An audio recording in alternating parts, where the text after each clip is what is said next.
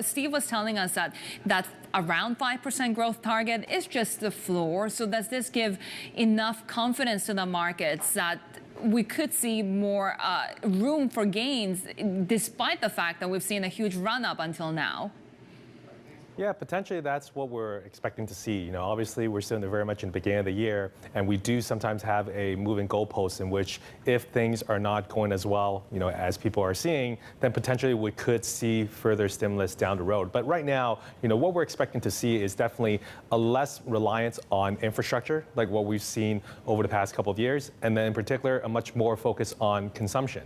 This is where when we look at our portfolios, especially amongst the domestic A shares, we're much more focused on domestic consumption, consumer discretionary names, and then specifically also on healthcare related names. But I think one also key aspect is the fact that, tech self-reliance, looking at some of these areas on renewables. These are all going to be very important aspects. Now, last year, the whole, when we looked at the renewable sectors in China, it didn't perform that well. But we think that this year, especially, there's going to be a more growing emphasis on that tech self-reliance. And this is really one of the areas that we're also keen to look at much more further.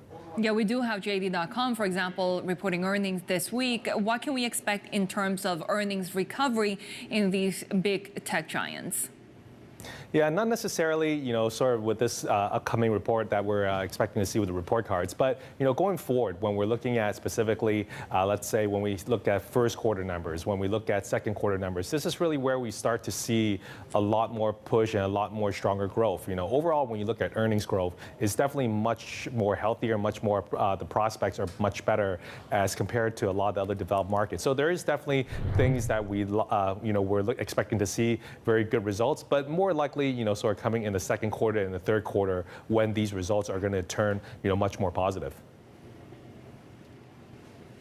Do you buy into the domestic consumption exposed trends? Because we talk a lot about, the kind of easier picks when it comes to the China exposure story already having been done. And I do wonder what we need to see to get that further catalyst for another part of the rally.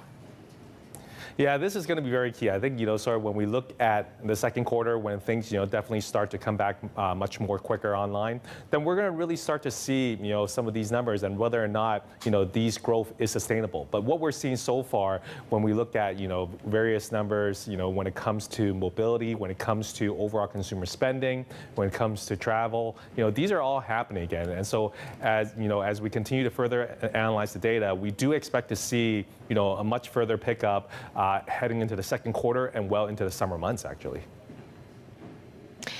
Ken, beyond the China story, what do you find compelling at the moment? Because it is feeling like we're going into a more difficult few quarters for broader equities. Yeah, when it comes to rising interest rates, that's, is sort of getting everyone, having a difficult time sleeping at night sometimes. But the fact is that, when you look at here in Asia, we still do see, China as definitely a very good opportunity place to invest. Even within developed markets, we do like Japan. The fact is that when you look at overall from a valuation perspective, when you look at it still from a monetary policy perspective, which is still very much more accommodative, rise in wages throughout across the board in terms of various sectors. When we look at specifically, sort of the overall earnings yield that investors can get within investing in Japan, we definitely do see opportunities there when it comes to investing. I've heard lots of people liking Japan financials, given that they're expecting some sort of tweak coming from the BOJ in the next few months. What are you expecting?